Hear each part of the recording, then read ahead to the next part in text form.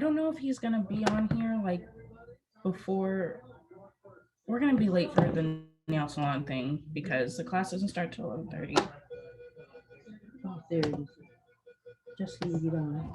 Well, I have to make him the host so he can share his screen. Mm-hmm.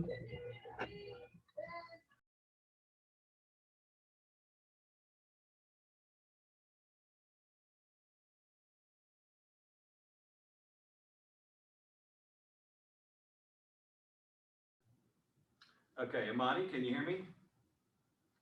Yeah, I can. I just made you the host so that you can share. share. Um, I won't actually be on here because it's my grandma's birthday and we have an appointment in a few minutes, so I have to go soon. But you should be all set now. Okay. All right. Thanks so much. Thank you. I'm so sorry it came out late. It's all right. We'll see what happens here. If I don't get anybody in 15 minutes, if I got zero, I'll probably go ahead and just kill it. Okay. There's some reason Did for it. you You set my? an empty room and record it. Mm-hmm. I Did you, sent it to everywhere.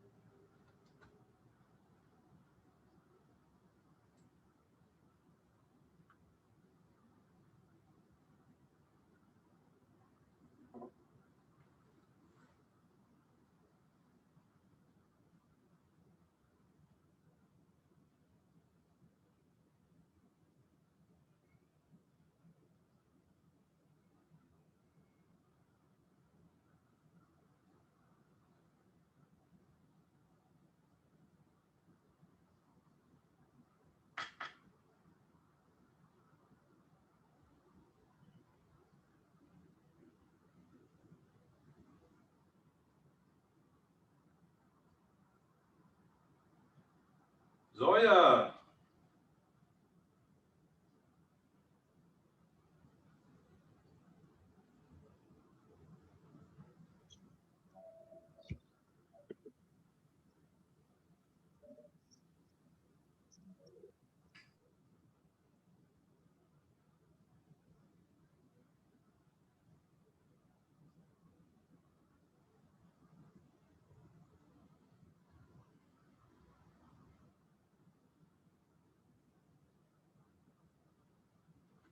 Zoya, can you hear me?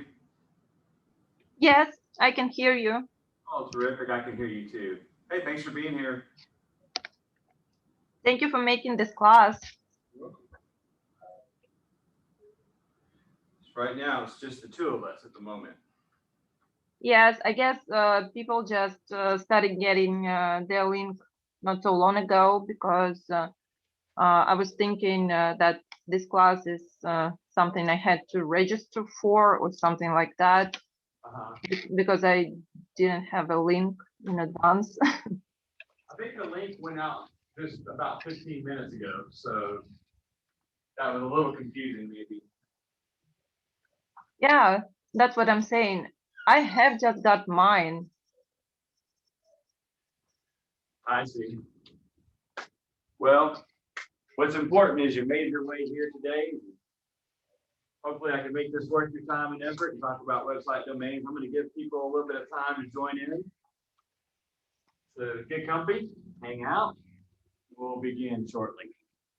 Absolutely.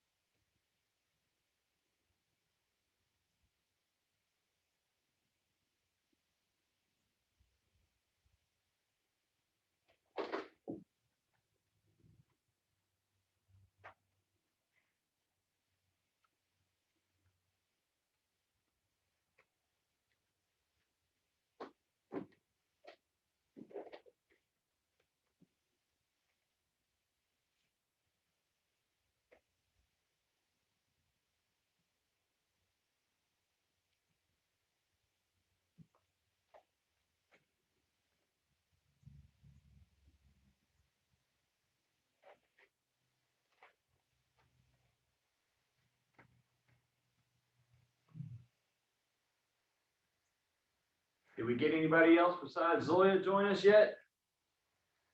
If you're here, let me hear you say hello.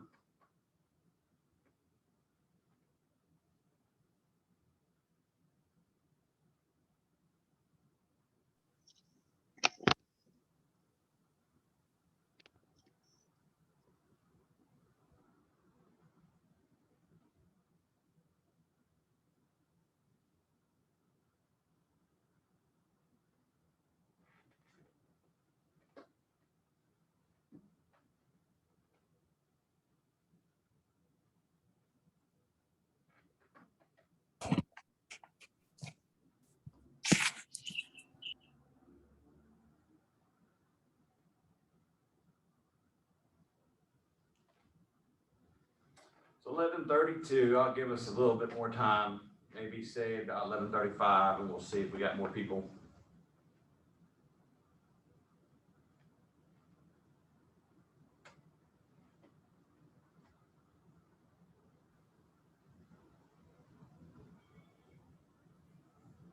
If you're joining in, let me hear you say hello.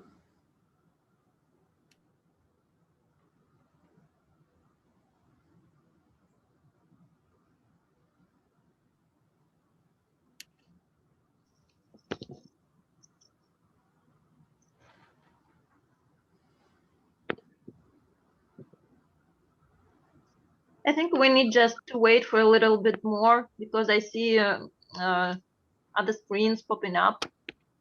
I agree. Thank you for that, Zoya.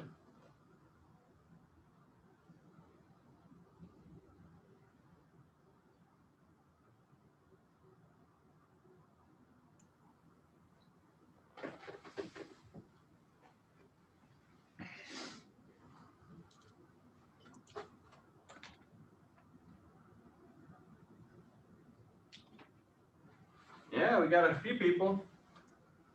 Got a handful of folks joining us. That's good. I'm glad to see that. Lilia, hey there. How you doing? Hey, how are you? Good. I was gonna say it's been a while since I've seen you, but I still don't see you. You don't want to see me. Oh, it'd be nice. Boy, things sure have changed, huh? I'm in a room full of nobody. I'm just by myself here. Talking to you. Scott, you're always great, look great, feel great, and hear great, Oh, thanks. despite of how many people is there. Well, I'm thankful y'all are joining in. We're gonna give a little bit more time here.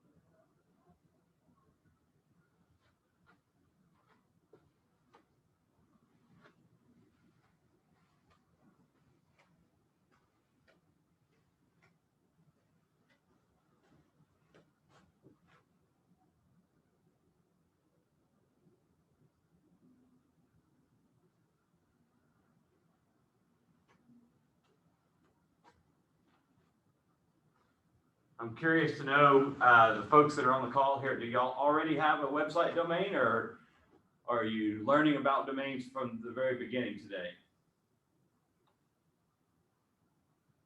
I have a website, but it's when I click on it, it'll direct everybody to my Facebook page. So I'm looking to try to get, the whole website going to have it go right there. You're in the right place today. Good. We can talk about that. Sure thing. Good.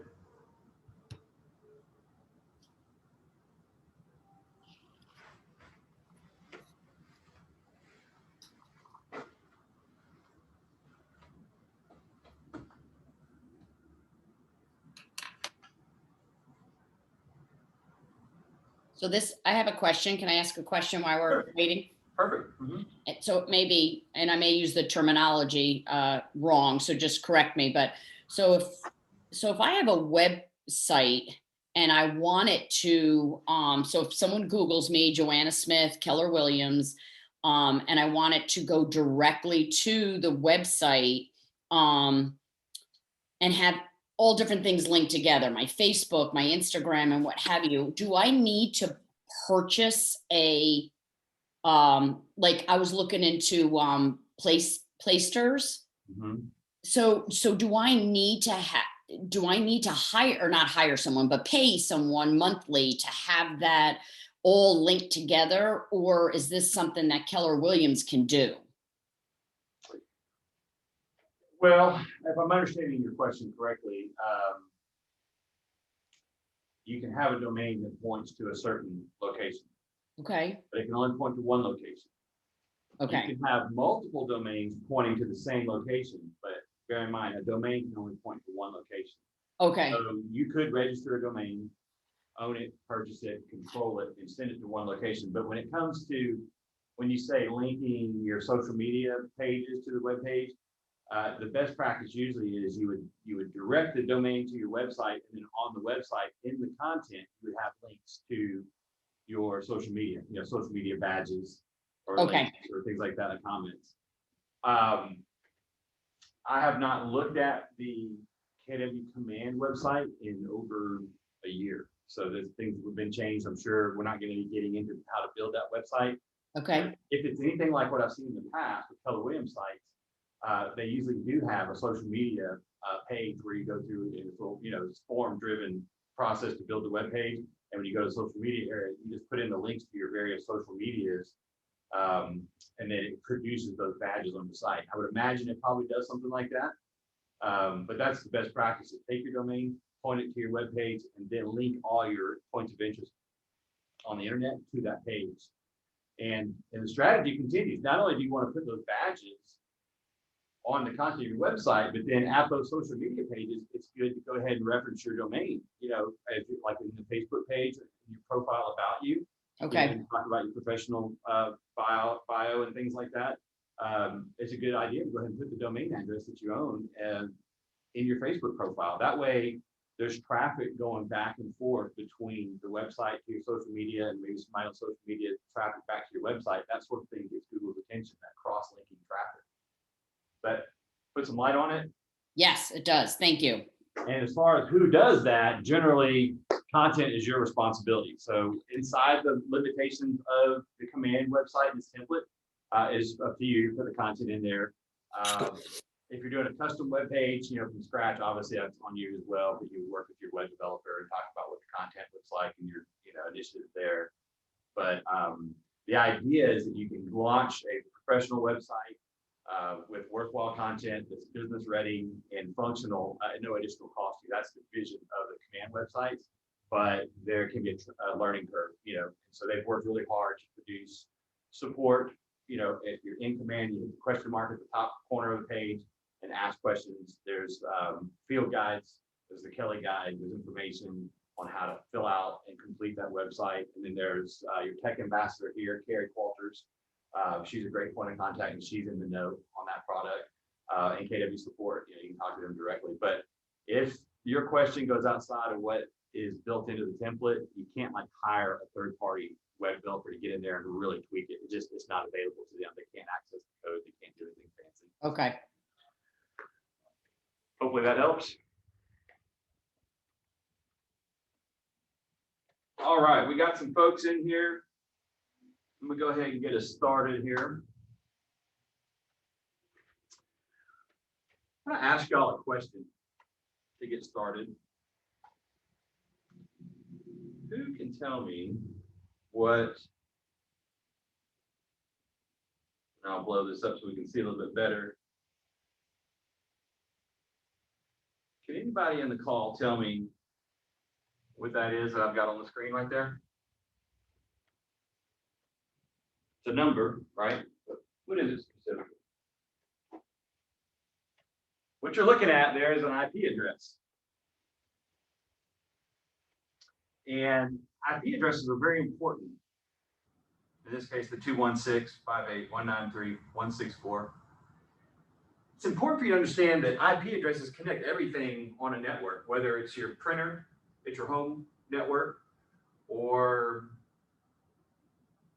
a building on the internet that has internet service feeding to all the occupants of the building. Everything on a network has an IP address, whether it's in your home, or out on the web, infrastructures. And IP addresses can be assigned to physical things on the network, like a printer or a computer or a phone.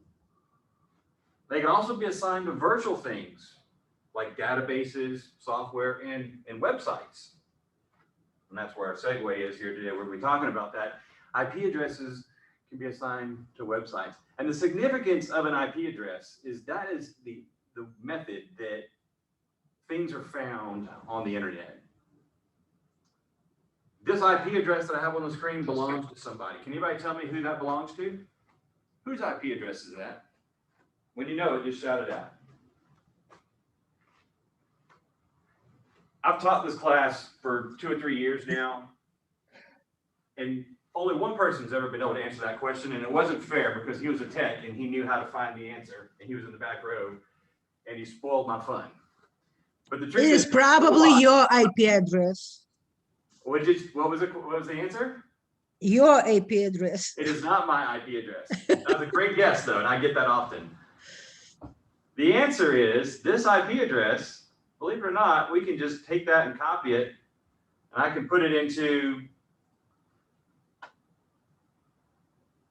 a web page address. You can see the page I have up. There's my profile at Rawls Group Help Desk, and look at the address. I'm going to go ahead and I'm going to put that IP address right there in the address. Y'all see what I'm doing?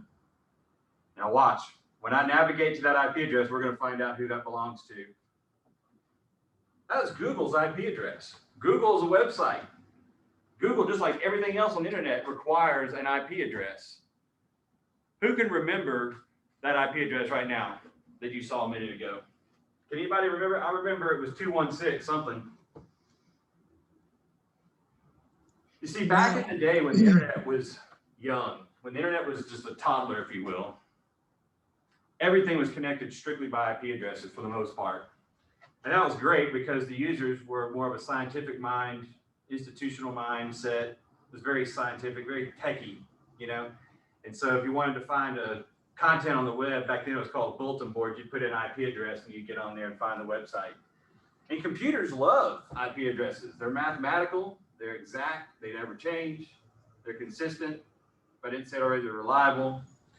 So computers use IP addresses to find things, whether it's a website or a computer or a device, or database, whatever. But that is problematic for us, as I'm trying to demonstrate. That is difficult for the consumer. Could you imagine if we walked around with our business cards and had our phone number and email address and our fax number and, oh yeah, visit me at, and then 216.88.63.192.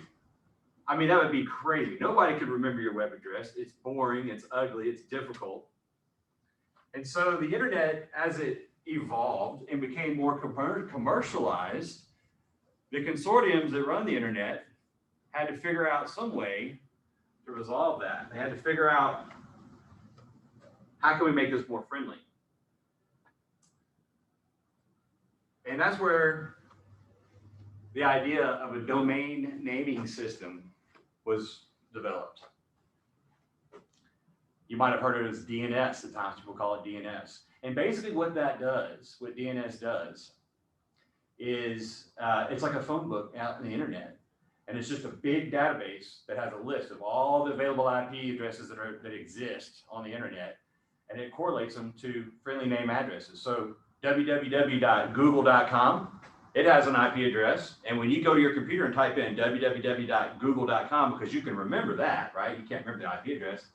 What your computer does is it goes out to the internet, it hits the first DNS service it can find. It says, hey, I've got a web address, www.google.com. What's its IP? And DNS tells it the IP address. It shows up on your computer, and it happens automatically and it happens quickly. If you go to www.kw.com, www.scotthardy.com, whatever the case is, it's all going to resolve to an IP address. So as long as that's been registered and it's in the database, then your computer can find the IP it's looking for when you as a person type in letters and words that make sense to you. Does that make sense so far? Yes. Domain naming system is super important, and that is what we're here today to talk about. And I want to make sure you understand why it's even important that we have a domain name. So if you don't know me already, my name is Scott Hardy. I'm the Director of Tech Support for the Rawls Group. I support all 6 of the Rawls Group offices, including the Business Center over in Douglasville. And my day-to-day focus is pretty much on the infrastructure, servers, network, software, security, and just the ongoing running of the infrastructure and keep our locations operational. At one time, I was fairly involved with the KW product support, but that role transitioned for me about 2 years ago when KW Command came out. That honestly is such a huge initiative. That product is so big and so ever-changing that it was obvious that I couldn't do both, run the help desk and train on KW products at a high level. So they pulled me out of that. I'm pretty much always in infrastructure, But every once in a while, a market center will call and say, hey, can you come teach that old class you used to teach? And they said, would you come teach domain classes today? And that's what's brought me here today, is to talk about websites and domains. So let's get into it a little bit and talk. I'm going to switch the camera over to my screen for the rest of the time here. But I will tell you that I'm going to spend some time talking about some best practices with domains, and give you some ideas of how to purchase a domain and how to select a domain and how to configure a domain. And then once we've gotten through that, there is time today where we go into like a workshop mode. So if you've got specific questions or problems you want to talk about, generally when I do this class, I tell people it's scheduled from 11:30 to 1 o'clock, but there's no way we talk till 1 o'clock. It's just not that much information. Really, the bulk of the time is spent to provide time for us to resolve issues and to help you with any questions that you might have. So let me push through and show you and tell you some things and get that underway, and then I'll open it up to questions and be happy to troubleshoot and problem solve for you if you've got something you need help with. I do want to share with you that you can go to rawlsgrouphelpdesk.com. This is our department website here. And if you look under videos and then training library, there is a website domain slideshow. And everything I'm going to talk about today is contained in this slide. So if you're trying to take notes and trying to write everything down that I'm saying, know that there is a slideshow that supports all the information that I'm going to talk about today. So you can have that as a great reference. We've already talked about why we need a domain, right? What is it? Why do we need it? So want you to know that you've got that. You can bookmark it, go back and check it. And if you need a refresher on any information that I shared today, then you've got that as a resource. So you understand then why the internet has domain names, but why is it important at Keller Williams that you have a domain name? It's an important question to talk about. You see, everybody here already has a domain name, whether you know it or not. Everybody who's an active agent at Keller Williams is given a agent website through KW Command. In fact, if I go here and log into mine, hope I can remember my password. Let's see, agent.kw.com. See, my computer remembers it all, of course. I got to say, what was it? Is it? I think it's my email. Let's try. At KW. Maybe it's no email. I always forget. Ah, there we go. So you should recognize I'm entering into KW Command. This is my profile. And now if I come on down to this consumer right here, here is my web address right here. It's https://affordablegeorgiacabins.kw.com. And by the way, you can go through and you can change that address. I changed mine to Affordable Georgia Cabins. We'll talk about why I did that. But at the beginning, when everybody starts out, when you first get KW Command, it looks more like what I've got on the screen now, which is just my name, scotthardy.kw.com. Everybody gets one of those. It's your name.kw.com. And you can go in and you can change it like I did to something else that's more memorable. But if you pay attention and look closely, look at the construction of this domain. It's something, affordablegeorgiacabins.com, that I created. And then it's a dot, and then there's a KW, and then there's the .com. This is key right here. That trailing part that says KW.com shows who owns the domain. All right, that's a KW domain. Everybody with me so far? The reason this is important is because KW is in control of that domain. I've been here since 2004 doing tech support for Rawls Group in one way or another. And the time that I've been here, that's almost 17 years, I guess. Time goes by quick. The time I've been here, I've seen 3 different domain conventions. We used to have a product called eAgency, and everybody would launch an eAgency website, and your web address was something like yourname.yourkwagent.com. And then some years later, Keller Williams said, hey, guess what? We're going to revamp our websites, and we're going to go with a new company called Market Leader. And everybody got new websites, new templates, and a new web address. And it went from yourname.yourkwagent to yourname.kwrealty.com. And then several years later, Playster emerged, and Keller Williams went into business with Playster. And they made a big announcement, and they told everybody, hey, we are revamping websites, and everybody's getting brand new websites, and everybody's going to have a new web address. And it was your name dot something like Playster.com. I forget exactly what it was. And then about 2 years ago, KW's made a huge announcement about KW Command, an incredibly ambitious initiative, which I think is wonderful and it's the right direction for us to go. But they said, we're going to create websites in-house. Everybody's getting brand new websites, and you're getting a new domain, and it's now going to be something like yourname.kw.com. All of that is outside of your control. When KW decides to make a change, there's nothing you can do about it. So imagine this. Imagine if 10 years ago, when we were on eAgency, if you put $10,000 into a marketing campaign for your brand identity online, and everything you put out, every marketing collateral you put out, bumper sticker, magnet, t-shirt, coffee mugs, business card, what if you used a provided domain from Keller Williams, yourname.yourkwagent? And then KW flips the script on you one day and says, guess what? That's no longer valid. We're changing everything. Immediately, with the flip of a button, all of your marketing collateral is now incorrect, and there's nothing you can do about it. So somebody's magnets on their fridge that thought, one day when I'm ready, I'm going to go to that website. And today's the day, and they go to it, lo and behold, KW has changed the domain name. Then the site breaks, and the marketing material is no longer valid, right? So it's important that you understand that, yes, while you can use this, I can take this domain that KW's given me, and I can successfully put it on my business cards. I can put it into a web address, browser address bar, and it's going to load the page. It will work for now. It is subject to change. Either KW is going to change something, or maybe you're going to change something.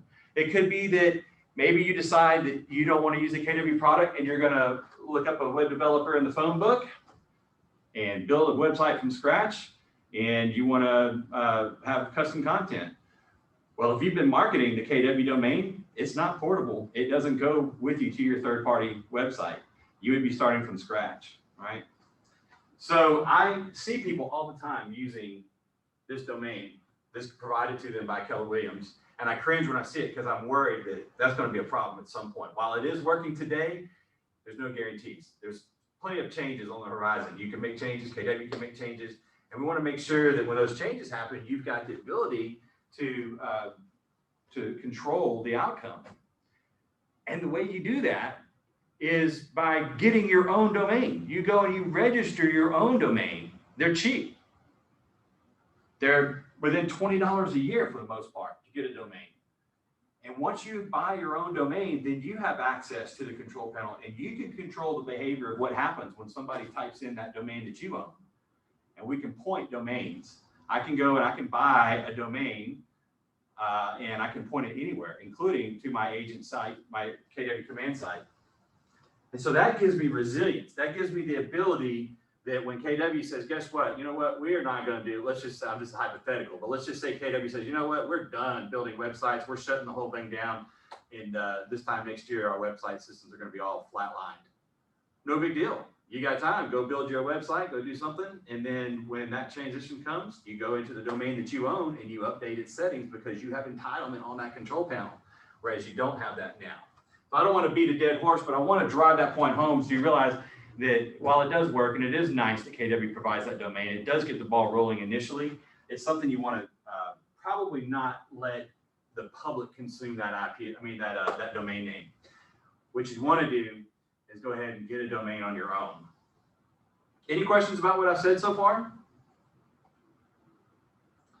So where can you get a domain? There are plenty of places you can get a domain. Lots of vendors that sell domains. But my favorite, and the one that I recommend day in and day out, and you've probably heard of it, is Godaddy, right? Not all domain registers are equal. Some cost one amount, while others cost less or more. Some of the things that set domains registrars the differences between them is not just the price you pay, but the level of service you get in terms of uptime and reliability, you want to work with somebody who, if you're paying them each year for your domain name, you want it to be up and running 24/7 with very little downtime, if any. And GoDaddy manages to keep their maintenance up to date without any disruption. They do a fabulous job. And you also want good customer service ability. When you call and you need help with your domain, GoDaddy is round the clock support. They have US domestic support. I love it. I've always had a good experience calling GoDaddy and getting help with them. And there's another thing about domain registers that set one from the other, and that is how fast they react to changes. Sometimes with a cut rate domain register, you may make a change to your domain and it can take 24 to 48 hours for it to take effect. Whereas with GoDaddy, I see what takes other registers hours, they can usually get it done in minutes. And I like that.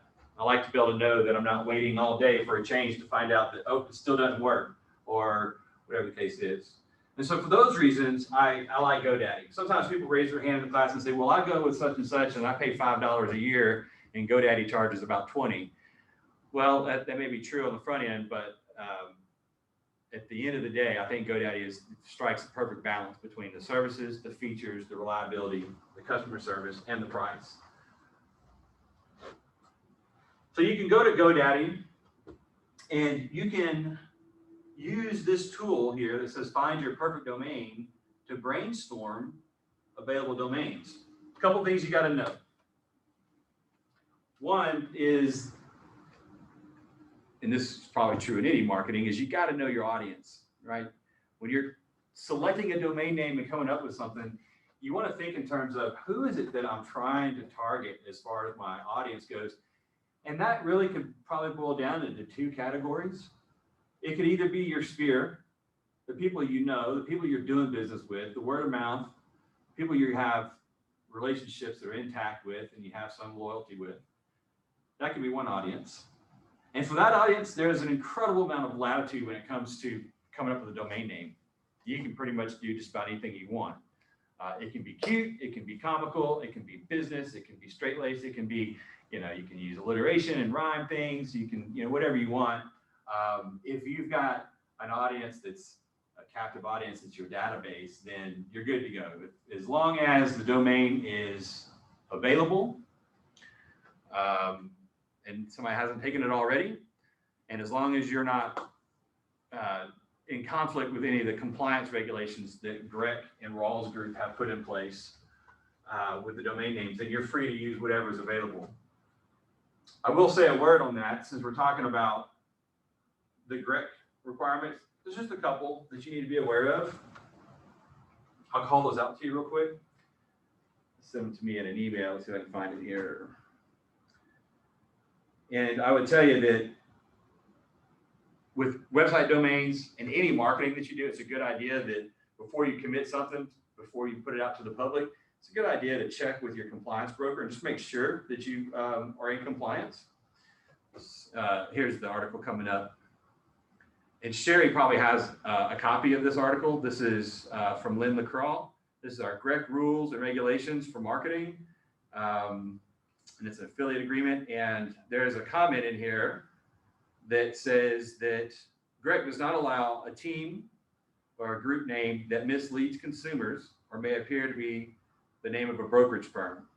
So what would not be acceptable examples would be like your name plus the word realty. So I wouldn't be able to do scotthardyrealty.com. That would be an issue.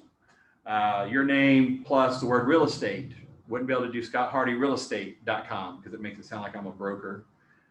Or a company names such as LLC, Scott Hardy LLC. I wouldn't be able to do that. Otherwise, you can use the words like team and group and associates. So scotthardyteam.com, that is acceptable. Scotthardy.group.com would be acceptable. scotthardyandAssociates.com, and even Scott Hardy Real Estate Group would be acceptable. Real estate team is also listed there. So the no-nos are don't use the word realty, don't use the word real estate, and don't use the word company, those words on their own with your domain. But you can do team, group, associates, and associates, real estate group, that's acceptable in real estate team. Those are important to make a note of. Again, you can get that from Sherry. I'm sure Sherry has a copy of all that, and she can make sure you're compliant. So if you're just trying to come up with a domain name for your sphere, it's pretty wide open. It's just a first come, first served basis pretty much at GoDaddy. And I can come in here and I can say, is scotthardy.com available? I can just check it and I can search it. And it's going to come up. Can I ask a question? Sure, go ahead, Joanna. Can you use realtor though? You know, like you're a realtor, Joanna. It's like, because I'm a realtor, or you know what I mean? You know what, I think, Joanna, I think that Rawls may have a policy against that. I'm not 100% certain. I would just bounce that off of the compliance broker and check. All right, I'll take a look. Thank you. I'd like to know too, if you think about it, let me know what you find out. That'd be good for me to know. Okay. So you can see there on the results of the page, scotthardy.com is taken. It's not me though. It's so frustrating. It's actually a guy, he's in Arizona, he's a Western silversmith. It's not me. He beat me to the game. So that's frustrating to me. You know, I would love to have scotthardy.com, but I can't get my hands on it because the guy beat me to it and he's running a business on it. I'll probably never get it. But you know what's funny about using your first and last name is that usually is a pretty good starting point. If you're trying to think of a domain name and nothing's coming to you and you're not sure, try and see if your first and last name.com is available. That's not a bad starting place. Unfortunately for me, the example didn't work out because somebody beat me to it. But it does bring me to an interesting point here. Do you see below, right here, it shows that it's taken. See that? Taken. But what they're doing down here is they're making suggestions of what it is available. Look, they're suggesting, well, scotthardy.info or scotthardy.co, scotthardy.live, .us, .club, .biz, and so forth. So the domain associations have opened up all these extensions, the .edus, .gov, .com, .net, those are the original ones, and now they've opened it up to other things like .biz, .tv, .co, .info. Even .realtor is one option. I've seen a lot of agents, I don't know if you get that from NAR maybe, but I've seen a lot of people would say, oh, well, scotthardy.com is taken, I'll do scotthardy.realtor. But here's my advice, stick with the .com. I would encourage you not to be tempted to go for an alternative extension that they offer for several reasons. One, if I'm trying to establish my brand and scotthardy.com is taken, even though he's not in real estate, but it is taken by a business, and I go with something exotic like scotthardy.co, for example, there's a good chance that people are not going to catch the subtlety of that. And they're going to type scotthardy.com and they're not going to see me. They're going to see something totally unrelated to real estate. And that's a failure, right? I don't want that. So I would encourage you to stay away from those extensions, even though they're kind of attractive. And honestly, the .realtor, I would recommend .com over .realtor. I would recommend take the time to figure out a .com that you like, that works, and stick with the .com, because the consumers just think in terms of .com more so than not. So that's one thing I would encourage you to do. Scott, I have a question. Yes. On GoDaddy, when you're registering your domain, they have recommendation to buy not just .com, but also at the same time .info and .net. Yeah. So to prevent somebody else to kind of get over, or get into your name. Is it correct? That is an option that you can do. Would you recommend it? I don't necessarily recommend it, but I'll tell you the idea behind that is that if you get the .com, then and only then would I consider buying up the other common extensions. If you simply just wanted to make sure somebody else wasn't able to also get Scott Hart, your name, .info or .gov or whatever the case is. But if you can't get the .com, I would just walk away from it completely. I wouldn't buy those other ones. Me personally, I rarely go and buy them up because I believe in the power of the .com and think that people are going to find me at my .com address. And if somebody else is, buys the .net version of it, I'm willing to take the chances. But if that sort of thing keeps you up at night, it's completely up to you. It's not very expensive. It probably costs you, $15 or $20 per year per extension that you buy. And you can do that. And if eventually you decide, you know what, I don't really want to spend that money, you can let go of it at any time. So it's a completely reversible thing. I'd leave that up to you. But generally, I just stick with the .com and go with that. You know. Okay. So if you're dealing with your sphere, like I said, you can pretty much go with just about anything that's available, first come, first serve. But what about the other group? The other group would be, let's say that you're in a position that you are a lead gen, a real world die-in-the-wool lead converting machine. I mean, that's what you do. That's how you drum up your business. That would be the far other extreme of the example from working with your sphere. And if you're out there and you're working to meet people you've not met through the internet, then you're going to have to adopt more of a SEO type approach, search engine optimization, SEO. You're going to need to think a little bit differently. And for that, I have a formula that I want to share with you guys that I think will really help. Because let's say your goal is to lead gen.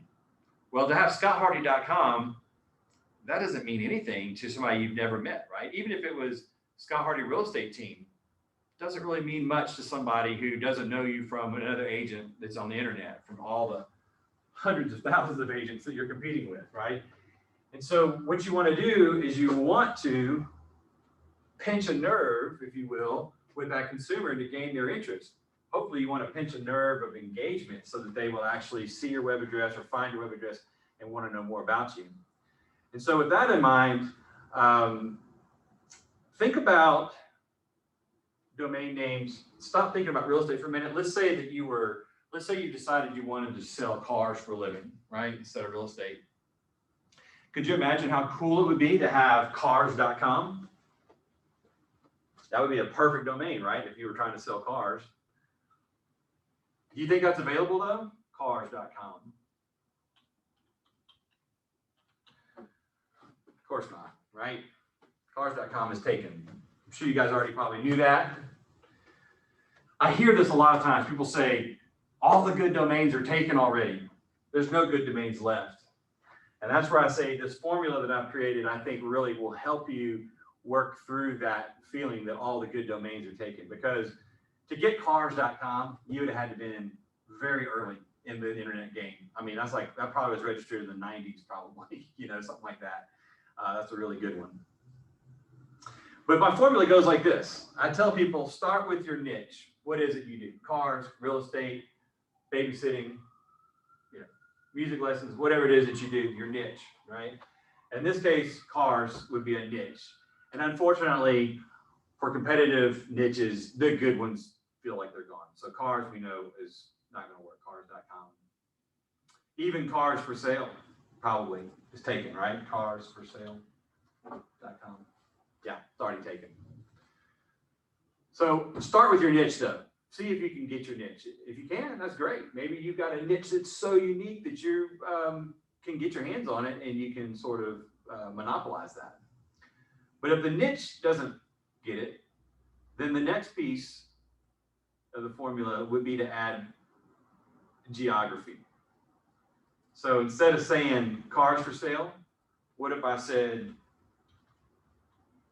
Georgia cars for sale? Well, unfortunately, this one's already taken too. Georgia cars for sale. That's okay, there's a third part of this formula though. And actually, let's think about real estate for a minute. I didn't mean to go so far into cars. Bring it back to real estate for a minute. I have a website and it's a fictitious business of selling cabins, right? I've had this website for years. I always just put that content into one of the Keller Williams templates just to teach the class. And if I were to take this example, instead of saying cars, if I said cabins, cabins is a niche, right? Do you think cabins.com is available? Of course not. It's already taken. Again, you'd had to have been there really early in the internet game to get cabins.com. But if I start working on the formula and start adding my geography to this, Georgia cabins instead of just cabins, because cabins could be anywhere, right? It's the internet, it's the planet. Cabins in Switzerland, a cabin in the United States, whatever the case. That's a really competitive, huge pond to be competitive in. But if I change it to Georgia cabins and check and see, what do I get? I get something kind of interesting here. First off, it's available. Recognize that. It's classified as a premium domain, but it is available. GeorgiaCabins.com is available. Look at what it costs. $19,500 plus $17.99 a year. In other words, you got to pay the $20,000 just to get in on it, and then you still got to pay them $20 a year basically to keep the account running, right? And at first glance, you might look at that and go, $20,000, forget it. That's not, I can't do that. That's ridiculous, you know. But is it? I mean, the one thing you can't do is you can't turn back time and go and get on top of a niche site. But by adding geography, the door just opened a little bit, right? Even though it's $20,000, if you were seriously trying to become, you know, the Georgia cabin person or realtor or sales, if that was your thing and you really wanted to strike a business, then that might be a business expense that you look at and say, you know what, it's an investment in my business because it is available, and I know $20,000 is a lot of money. Now, why is it a premium domain? The reason that GoDaddy has made it a premium domain is because it's a really, really good domain. GoDaddy is in the business of domains. They know good ones from bad ones. They know strong ones from weak ones, and they know that if you buy GeorgiaCabins.com, chances are you're going to be successful with it. And I guess they're here to make their share of the money, and they put a premium on it, and they put a value on it. And if you come up with a domain name that's competitive and good enough, they may come up and say, hey, you know what, that's a really good domain. We're going to call that a premium domain, and they put a price tag on it. Myself, I had a company at one time, H&H Tech was my company, and I wanted the address hhtech.com, and somebody, and it wasn't available. It was a premium domain. And I think it was $2,500 for that one. And I was really close. I didn't have the money to do it. I was really close to doing it though. So I thought, you know what, that's just an investment in my business. And I wound up coming up with something else and settled for a whole different web domain and changed some stuff. But I was on the verge of it, and I thought, you know what, that's not bad. $2,500 for me to get the exact domain name that I want. But I chose not to do it. The reason I share that story is I want to demonstrate that there's different evaluations for premium domains. They're not all 20,000. I've seen some premium domains go for 50,000 or 75,000. And I've seen some for as low as 2,500. So in the grand scheme of things, $20,000 for a premium domain, maybe it's something to think about. But for me, building a demo website about selling cabins for Keller Williams and teaching in a class with agents, I'm not going to spend, and neither is Gene Rawls going to spend $20,000 for a premium domain, right?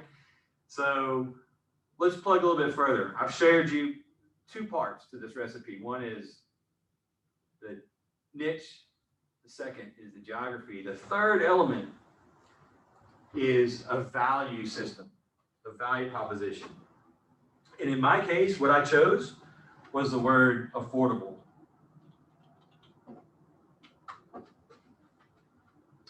AffordableGeorgiaCabins.com is not taken. Anybody want to guess why it's not taken? I mean, why it's taken and not available?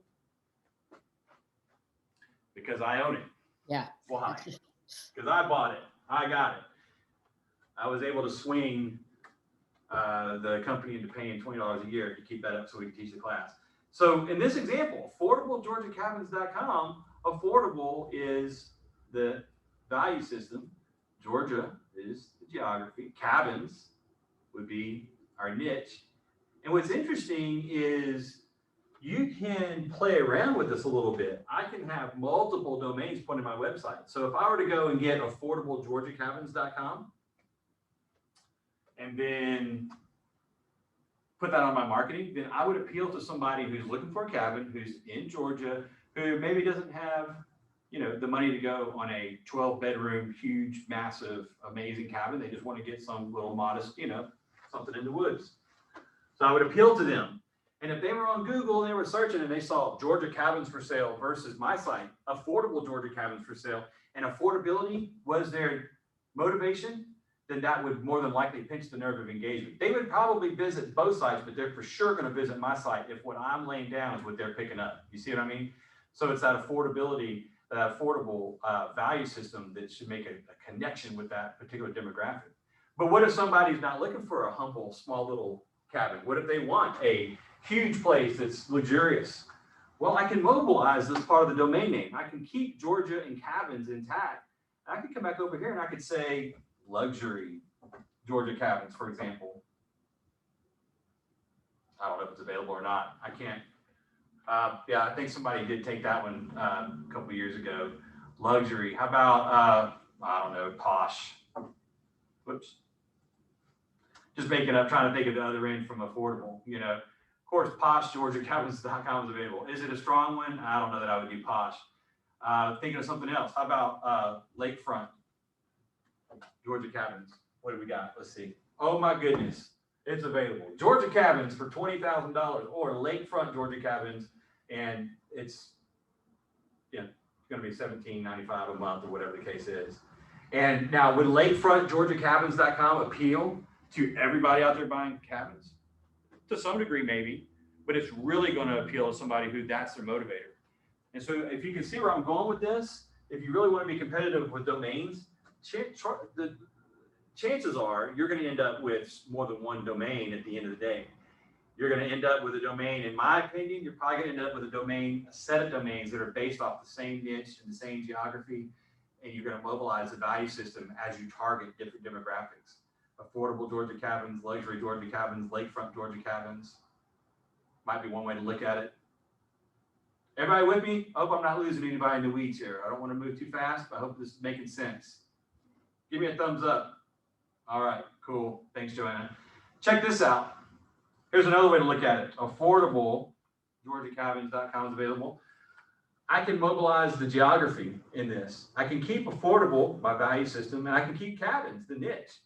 But I can also change the Georgia. What if I were to say this? What if I were to say, you know what, I'm going to make affordable my brand identity in general and cabins my niche. And then what if I started focusing on geographies around Georgia, like Blue Ridge? AffordableBlueRidgeCabins.com, available and cheap. Affordable Blairsville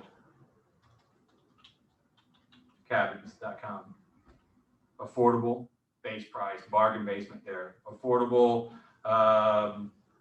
Oconee. You see how I'm moving these geographies around? And look at this. What was previously looked hopeless. If I was trying to break into the cabin business, cabins.com can't get it. $20,000 for GeorgiaCabins.com. All of a sudden, what if I had a handful of domains that were based on my value system of affordability, my niche of cabins, and I mobilized the geography to work and focus on the areas that I wanted to work on at in Georgia. And what if I had 5 domains and I pointed all 5 of those domains to my website, so that when somebody's in the market and they're looking in the geography that I'm advertising in, I stand out. And the idea is to get that engagement, right? I just want to get to my website. That's all the point is of the domain, is to get them to the website. Then the content of your website is to pull them on into the next stage. You know what I mean? That's a whole other conversation. We're just trying to get something that is appealing to somebody you've never met. Because if I said ScottHardyLogCabins.com, whatever, that's not going to pull them in as much as if I can pinch those nerves. Does this make sense? Y'all agree with this? So that's my formula. Geography, niche, and value system. It really opens up the opportunities, and so you can start playing around with these. Now, one thing I would encourage you is you're playing around with domains, is you can get on my website, rawlsgrouphelpdesk.com, and you can book a remote tech session right here and get on my calendar. And if you want to talk offline with me on this stuff, if you want to, brainstorm and talk about some possible domains, I'm booked up this week, but you can see I can move over. There's some availability. You can book a tech session, get a 30-minute or 1-hour session with me. I'm happy to talk through some of this, at a more personalized level, and just share what information I can with you and trying to help make a good choice when buying a domain. But I'm hoping that this is starting to open up your mindset of picking a good domain, right? So many times people will just have no idea where to begin. And what we've said is, your first and last name is a good place to begin. Think about your audience. If it's a sphere of influence, it's kind of wide open. You could be Scott the real estate team, ScottHardyRealEstateTeam.com, that kind of thing. But if you're trying to do lead gen, you need to think in terms, I think, of this recipe of geography, niche, and value system. Okay? So once you've come up with a domain that you like, and you think you're going to go for it, the next step is to buy it. you can buy it through GoDaddy. Now, what's really cool is GoDaddy has this deal. I'll look it up here, 99-cent GoDaddy.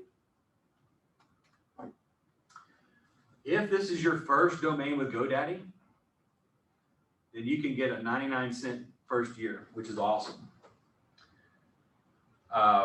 And then after that, it goes to its regular price. So I like to share that option. If you don't have an account with GoDaddy, if this is your first time to do a domain, then you can go in here and you can do a search. What does it say? Where's my tool here? Let's see. 99-cent domain. Is it gonna let me search it here somewhere? It should. The page looks a little different than the last time I was on it. Let's see. Oh, what is this? XYZ. Well, hang on a minute. They didn't change something, did they? Let's see. .coms. Well, my goodness, y'all. Hang on a second. It looks like something is a little different than the last time. Oh, find your domain. Let's see if we did Blue Ridge. That was one. I always joke about the fact that they say it says get the 99-cent while it still lasts, and I've seen that advertisement for like 5 years, you know. So it's kind of funny. And then here I am looking at it. It looks like they might have finally changed it. Let's see, affordable Blue Ridge cabins.com.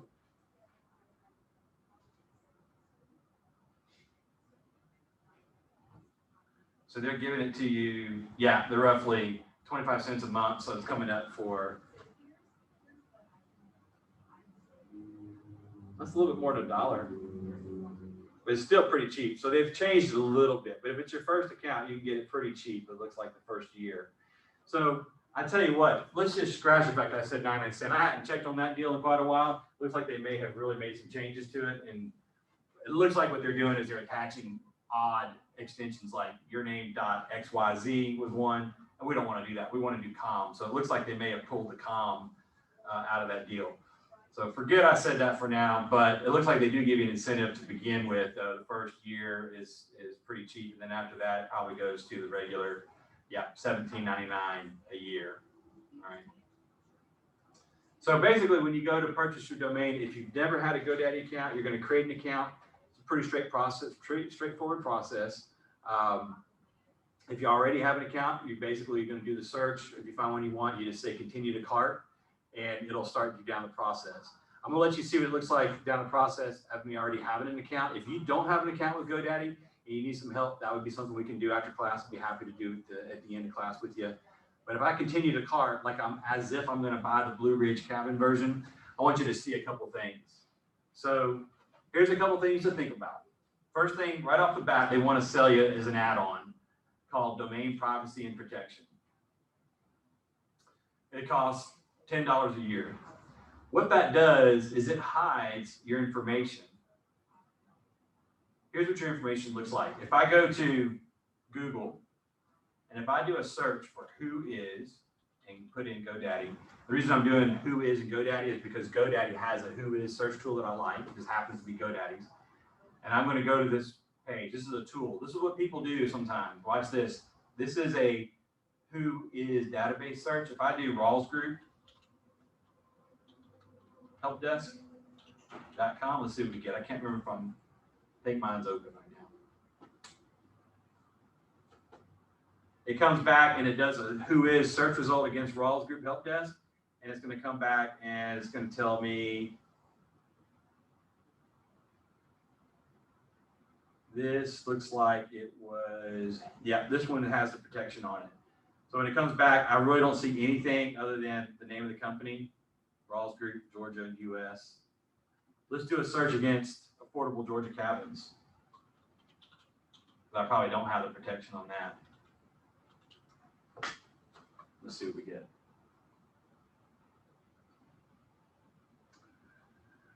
Well, I'll be darned. We must have protected that one too.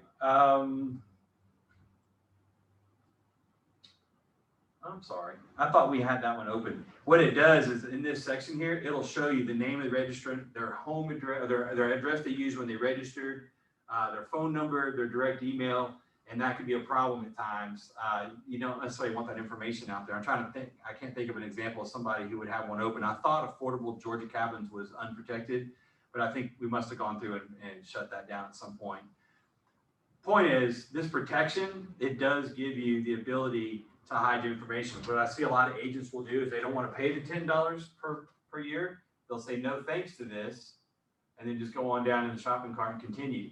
Well, what happens if you say no thanks to this is you do save the $10 per year, but the information that you put in when you register the domain becomes a public record. And most commonly, it's the same information that people have on their credit card. So when you do the billing, it'll come in and then you put your credit card number in and all that information, and then your billing address. And then when you save it, that becomes the public record. Of course, not the credit card number doesn't, but your billing address. And I've had agents that have come out of semi-celebrity roles and things like that. I had one guy was sort of a public figure, and I did a search on his domain name, and he had his information wide open. You can see his home address. I mean, it was right there on the Who Is search. So be mindful of that and consider doing the domain privacy, where you come in, if you select that and pay the $10, then it hides the information, much like you saw on that other page I had just a second ago, where it basically just gives the company name and doesn't give my detail. Now, it is possible you can say no thanks to this and go ahead and put your billing information in, save the account, and then turn around, and once you've paid for the domain, you can update your information and put like the market center address. That is an alternative idea, and save you $10 per month. But you're going to come across this question. They put it right here in your face. I just want to make sure in the course of this conversation today, you understand what you're saying yes or no to. Obviously, your privacy is important. So if you say no to it, then you're going to need to probably be prepared to update it after you pay for it. Put the market center address in instead. Or if you just want the no fuss, no drama way to do it, just say, yeah, go ahead and give me full domain protection and pay the $10 per year. Everything else, you pretty much are going to decline. We don't need to do a free website. KW is providing you the website. We don't need to do emails. KW is providing you the email. You can say no thanks to that and continue to your card. Basically, once you get done, you can then look at the term here. I'm going to do 1 year for now and just double check my price. It's $2.99 for the first year. That's the intro rate. That's awesome. And then my domain privacy protection was $10 for the year, brings me up to a total of $12.98. So I like to just say 1 year for a minute so I can see what my total is to check out. And that's in range right there that first year. It's pretty affordable to get things going. And then, of course, next year it'll be $17.99 plus my domain privacy. A lot of times people ask me a question right here: how many years should I register? And that's a great question.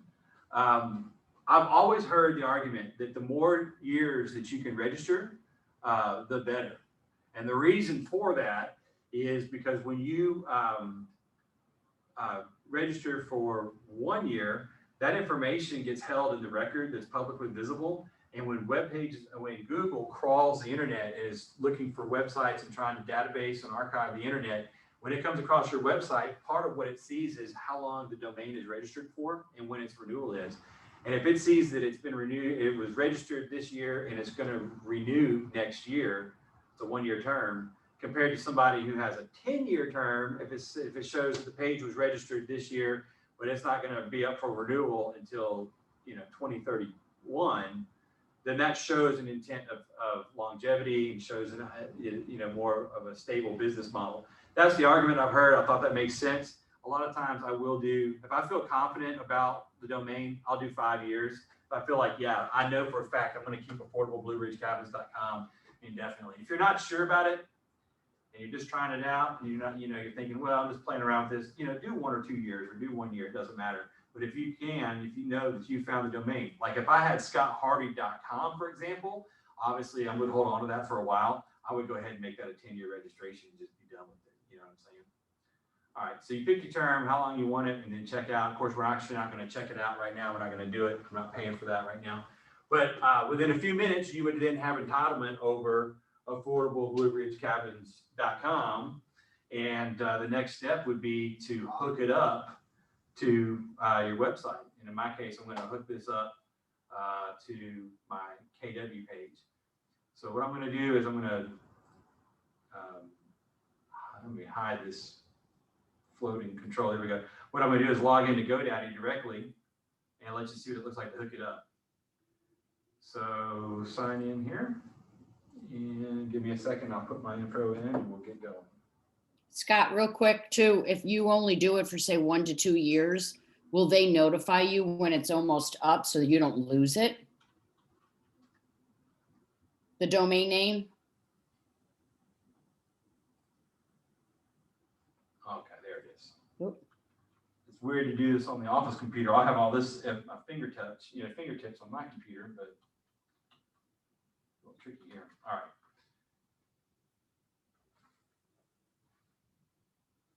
So here I am logged in to GoDaddy. They change the layout of this page all the time. Looks like they've gone with a tile motif. You can see the different tiles of domains that we own. This is, for the Rawls group. Here's one we're talking about though, affordablegeorgiacabins.com.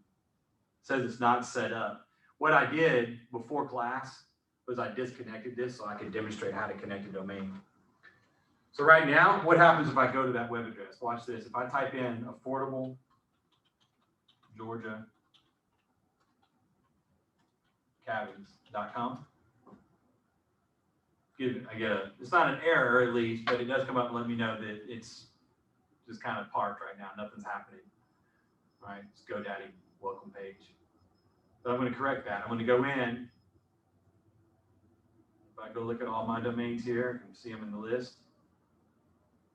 There it is, affordablegeorgiacabins.com. What you want to do is you want to get in and you want to get into the DNS area. So if I get in and look, I can start looking around. I usually have it in different places. Looks like it's coming up here. There it is. Look at that, manage DNS right there. Took me a minute to find that, And this is a good example. If you're trying this on your own, you're not successful, we can do this after class here in a few minutes when we stop, or do a one-on-one session with me. I'm happy to help you out. So what I'm looking at right now is I'm looking at the DNS records for affordablegeorgiacabins.com. There it is right there, affordablegeorgiacabins.com. And I bought that a long time ago, had it. I just disconnected it before class. And for KW Command websites, there's nothing to do in the records. We're just going to skip right past the records. In previous KW products, there were steps that had to be taken against these records, but today we don't even worry about it. Come all the way down.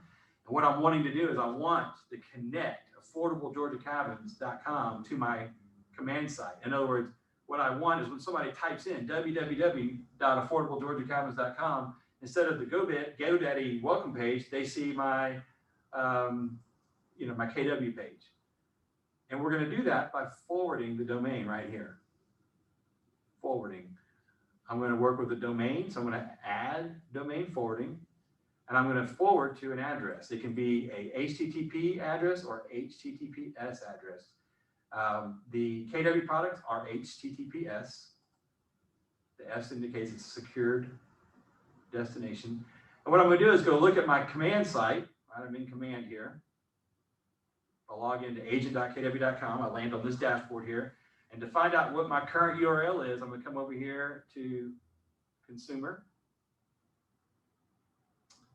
And then I'm going to look right here, my agent site. There it is, https://affordablegeorgiacabins.com. Now yours, I did tweak mine once and changed it from my first and last name .kw.com. Yours will probably be your first and last name. I tried to set it back for training purposes and they won't let you go back.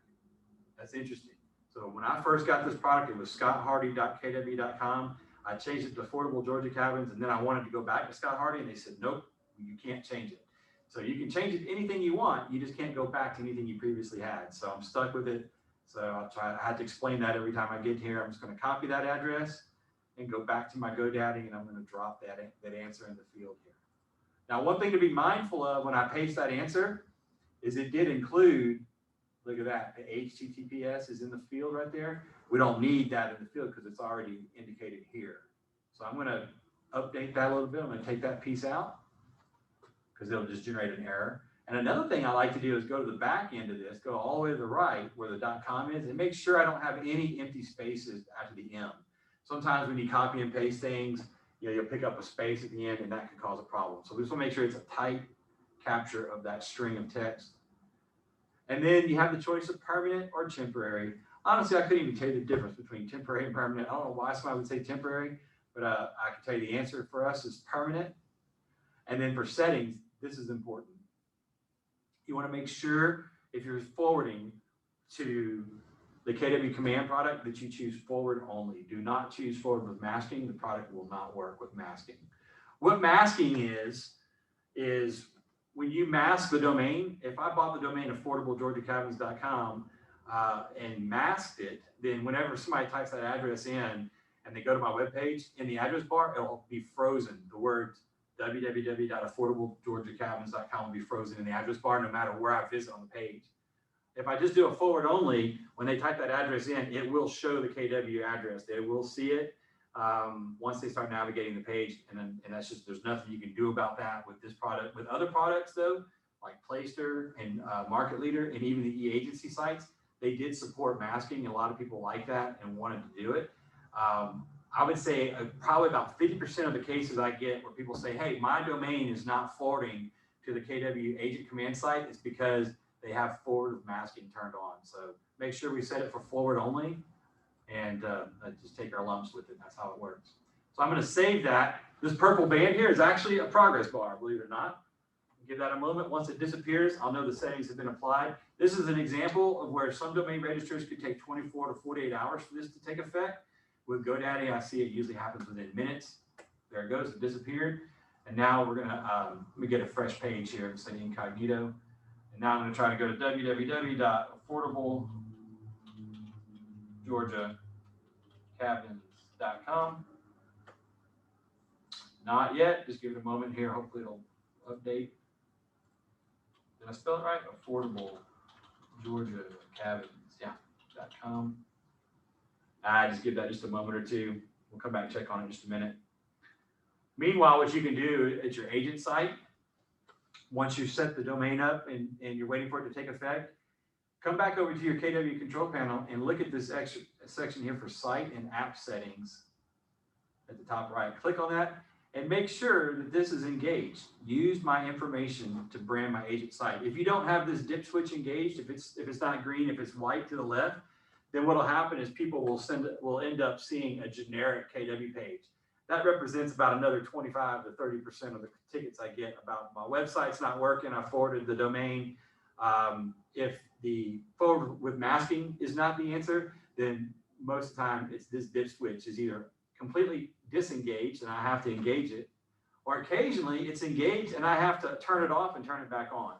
So when you say use my information to brand my agent website, then what that does is it takes the visitor to your customized command site. So we're going to make sure that dip switch is turned on. Let's see if enough time has gone by. AffordableGeorgiaCabins.com. Not yet. Now I just bragged about how quick that works. Come on now. Surely it doesn't need the HTTPS. It should not. AffordableGeorgiaCabins.com. It's in progress. Okay, so I saw that parked error, and then now I'm seeing this page here where it can't be reached. Usually this would indicate that it's in process. So we'll give that just a moment or two. And I believe that is all the content that I wanted to share, the stories, the advice, the recommendations. That's everything I wanted to share with y'all today. We'll let this keep loading up here and I'll demonstrate that it's working. But at this point, I'm wide open. If y'all have questions, want to talk about anything, ask questions, you want to work on something. If you have something to work on, I don't want to pull the whole class down. So that might be something we say, hey, let's work on it offline once everybody's out of the meeting. But what's on your minds after you've heard this information, folks? Let me hear from you. Not all at once now. No, I'm just kidding. Is anybody confused? I mean, was this information you're able to use today?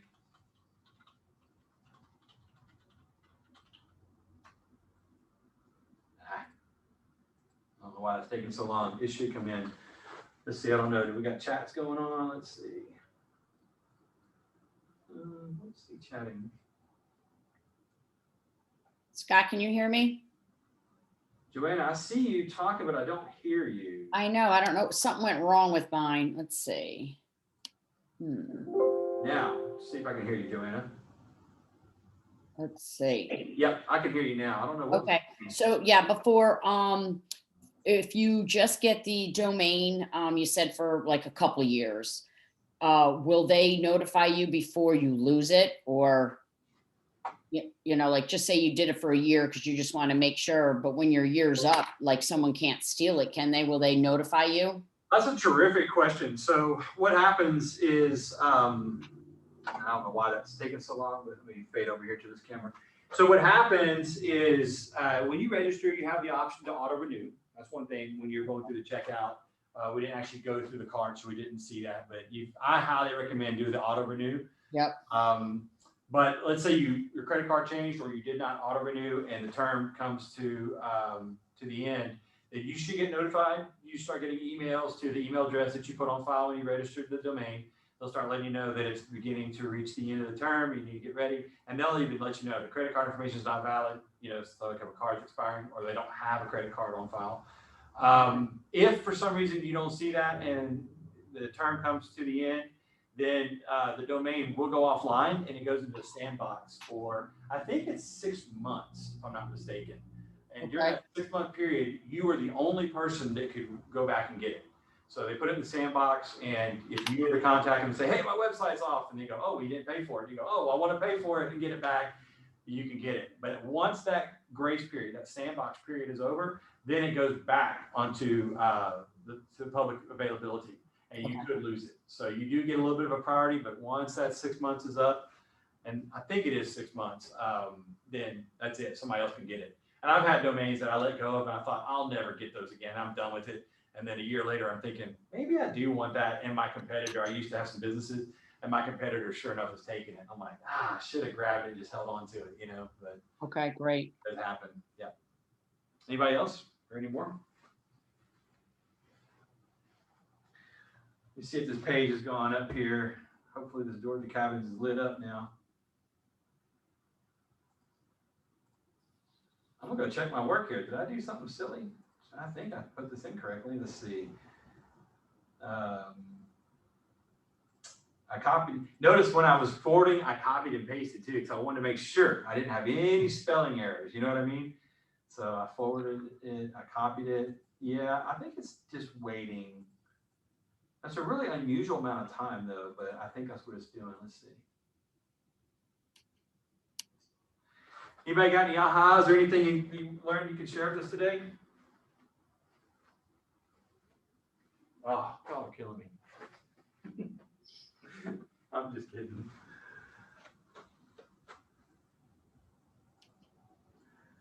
Well, what's interesting, if you look on my screen, I'm putting my screen back up, there is a tool on the forwarding that gives you the preview that shows you what's going to happen once the setting is taken effect.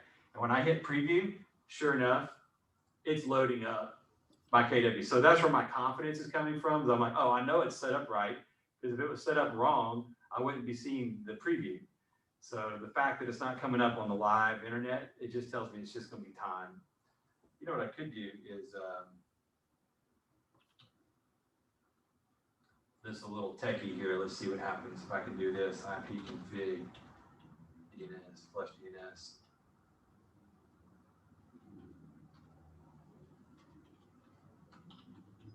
I think that's the command. Yeah. Now let's see if that gets it cleared. www.affordablegeorgiacapitals.com. There it goes. So what I did is I flushed my DNS. The technical explanation of that, I told you earlier, when you type in a web address, your computer reaches out to the internet and it checks with the local DNS and says, hey, do you have an IP associated with this address the user typed in? And DNS says, yeah, sure, I do. You typed in affordablegeorgiacabins.com. Here's the IP address for that website. That wasn't working just now because the computer itself is lazy. And when you type in a web address, it checks to see, have I been there before is what it asks itself. Have I actually already been to that website?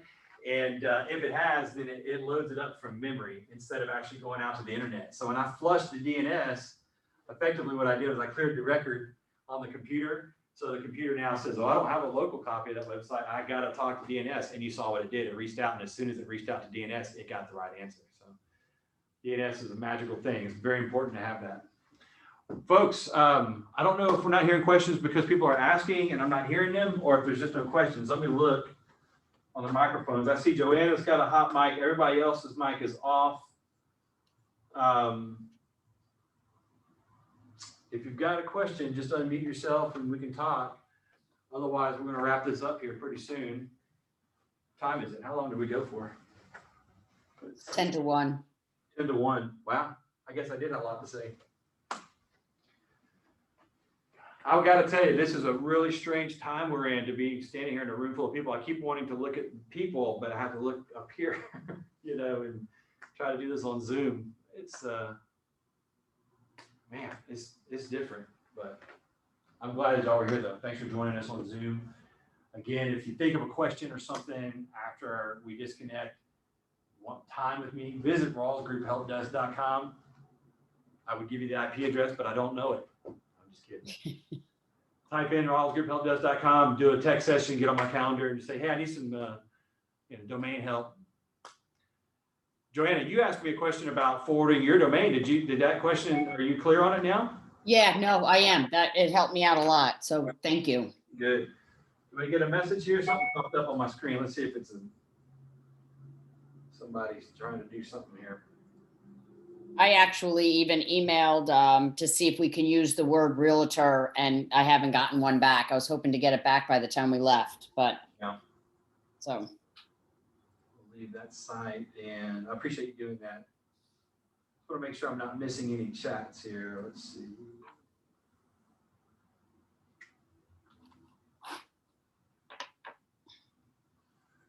Participants, yeah, nobody's talking. Well, okay, then I'm going to make a motion, then we go ahead and we break. I appreciate y'all being here today and listening to what I had to say. And y'all make it a great day. Okay, bye now. thank you. You're welcome.